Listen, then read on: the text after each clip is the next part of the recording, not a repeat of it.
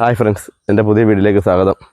ഞാൻ നിങ്ങളെ പരിചയപ്പെടുത്തുന്നത് ജംബോട്ടിക്ക എന്ന ഇനത്തിൽപ്പെട്ട റെഡ് ഹൈബ്രിഡാണ്. ജംബോട്ടിക്ക റെഡ് ഹൈബ്രിഡ് നല്ല രുചിയുള്ളതാണ്. മുന്തിരി എന്ന് വെച്ചാൽ മരം മുന്തിരി എന്ന് പറയും നമ്മൾ.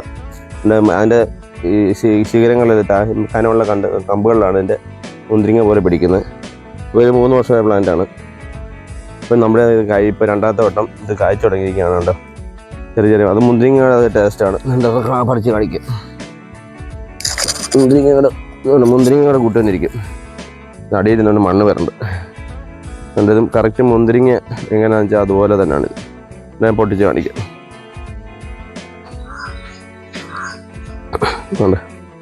മുന്തിരിങ്ങയുടെ പ്ലം പോലെ തന്നെ ഇത് ഉണ്ടോ? കറക്റ്റ് മുന്തിരിങ്ങ തന്നെ, കുരിച്ച് വരപ്പുണ്ടെന്നേ ഉള്ളൂ.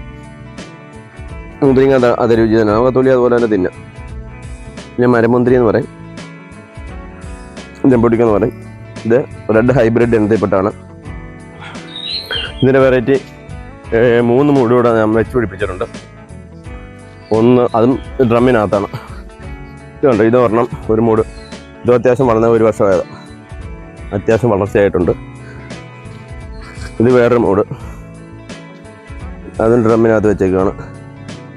പിന്നെ താഴെ വെച്ചേക്കുന്ന ഒരു മൂടുണ്ട്. ഫ്ലോറിൽ ഒരെണ്ണം വെച്ച് പിടിപ്പിച്ചു. എങ്ങനെ ഉണ്ടെന്ന് അറിയണമല്ലോ, അതിനുവേണ്ടി ഫ്ലോറിലൊരു മൂട് നമ്മൾ വെച്ച് പിടിപ്പിച്ചിട്ടുണ്ട്. അങ്ങനെ ഇത് ഫ്ലോറിൽ. പക്ഷെ അത് കായ്ച്ചിട്ടില്ല, 2 വർഷമായുള്ളൂ.